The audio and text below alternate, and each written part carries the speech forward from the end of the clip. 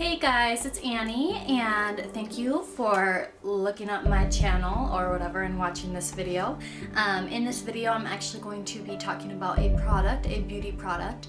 This is a dupe for the Beauty Blender. I did a lot of research before purchasing this.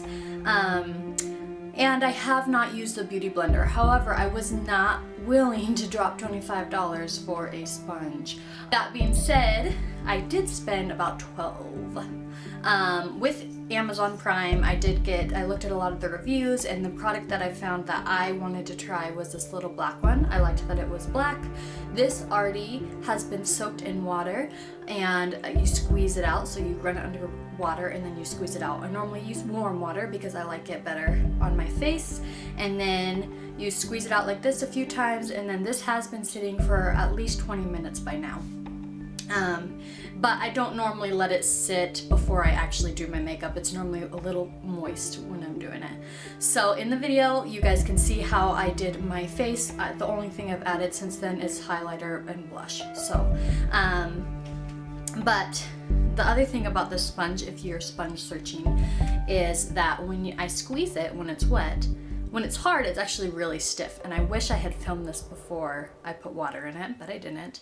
And so when you squeeze it, it actually is a little firm and it bounces, but it's not too thin.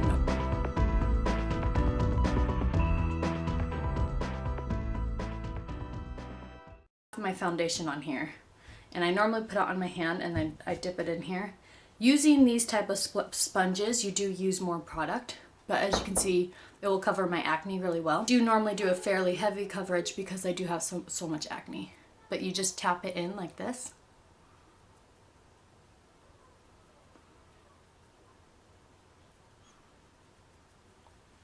And as you can see, it's giving me a pretty flawless coverage.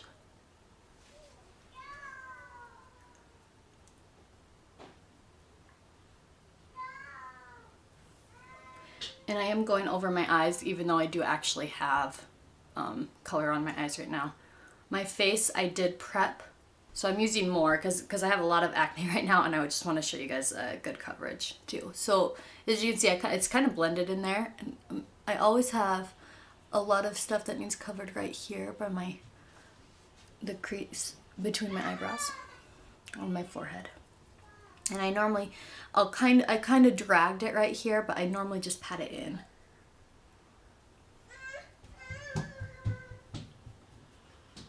So as you can see, you can still see my acne through here.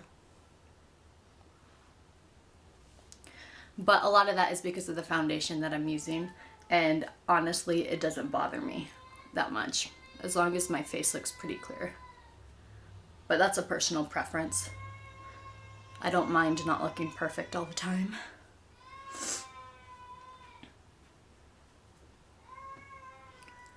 Another thing you can do is you can actually use a concealer underneath your eyes.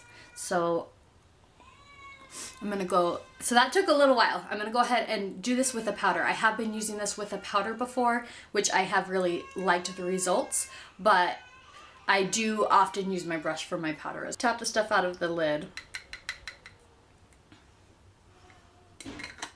And I have a lot more on here, and it's not as evenly distributed. So when I pat, I normally make larger distances between my pats, and then I go over the whole thing again.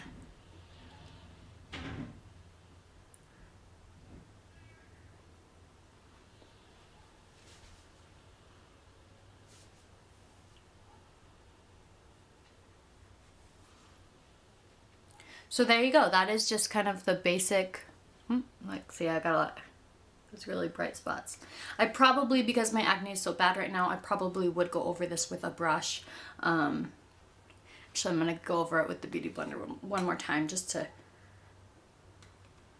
get a better feel. And you can also cover, like if you have spots like that, you can cover it up with something a little more concealing, a concealer. You can use a prep thing and then do a concealer, but for me, with my everyday routine, I just don't go that in depth usually, especially when my acne is bad, because I try not to overdo product.